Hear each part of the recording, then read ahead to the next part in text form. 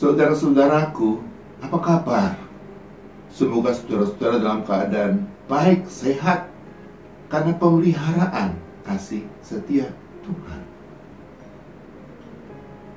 Kali ini, Sapa Gembala GKI Gunung Sahari mau mengajak kita untuk memahami apa itu kasih.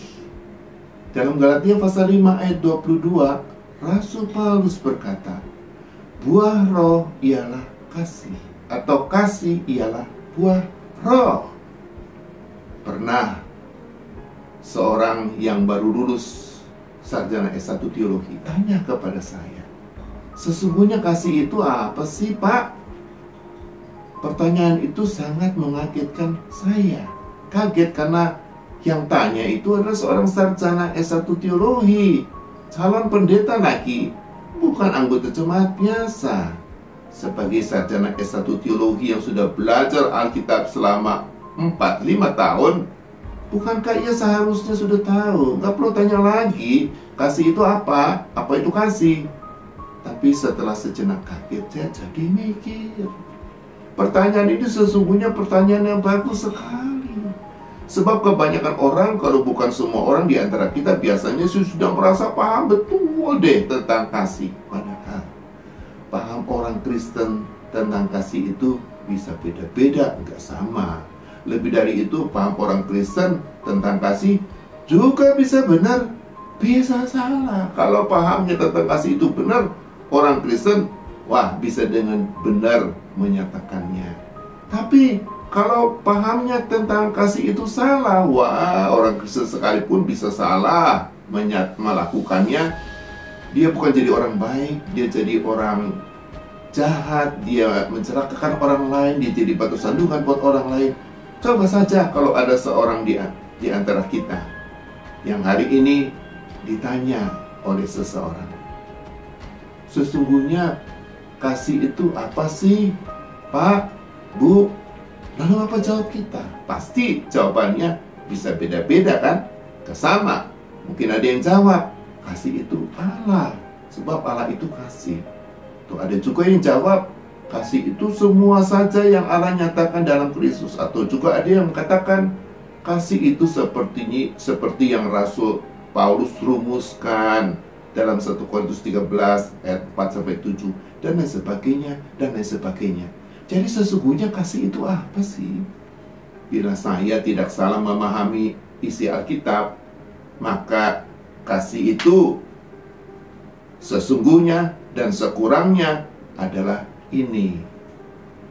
Pertama, kasih itu mau terima seseorang apa adanya sepenuh hati.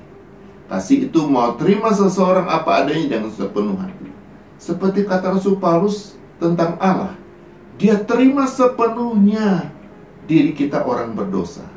Ketika ia katakan, akan tetapi Allah tunjukkan kasih-Nya kepada kita oleh karena Kristus telah mati untuk kita ketika kita masih berdosa. Roma 5 ayat 8. Allah menerima sepenuhnya diri kita dalam Kristus dengan korbankan dirinya di kayu salib untuk selamatkan kita justru ketika kita masih berdosa, belum jadi orang percaya, belum tobat, belum berubah, belum jadi orang baik. Makanya karena diterima sepenuhnya, sama sekali tidak dirubah, sama sekali tidak ditolak dengan alasan apapun, maka kita jadi merasa sungguh-sungguh amat dikasihi Allah.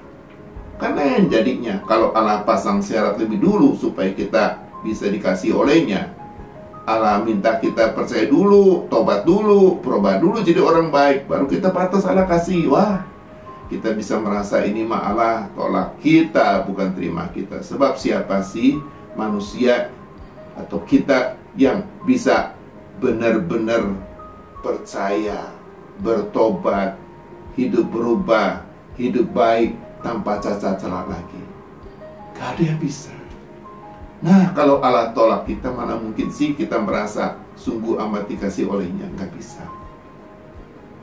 Suatu hari seorang suami yang sudah tinggalkan selama 3 tahun istri dan anak-anaknya kembali kepada istri dan anak-anaknya. Istrinya harus menyangkali dirinya yang sudah merasa hatinya sangat dihancurkan oleh perselingkuhan suaminya. Tapi karena Kristus, ia mau terima lagi suaminya dengan sepenuh hati.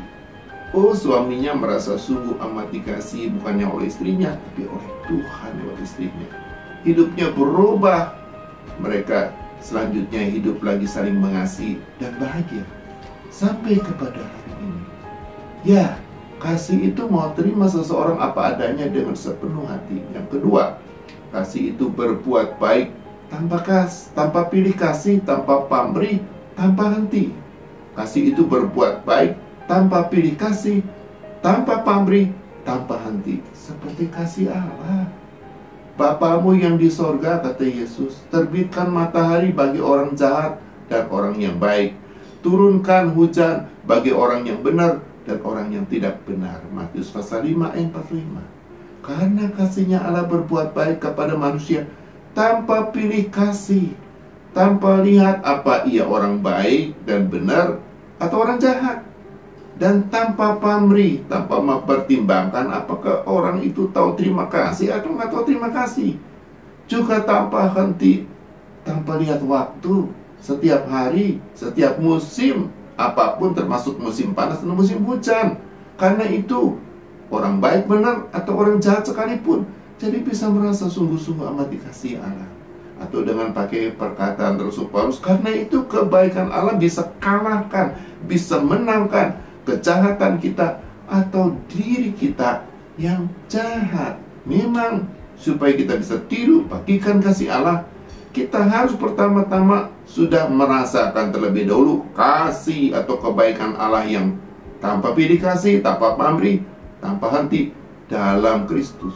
Baru setelah itu kita bisa tirukan, bagikan kasih itu kepada orang lain. Persis seperti kata Yesus, seperti aku telah mengasihi kamu, seperti kamu telah merasakan kasihku. Hendaklah kamu saling mengasihi, hendaklah kamu saling menirukan, membagikan kasih itu. Yohanes pasal 15 ayat 12. Itulah sesungguhnya arti kasih.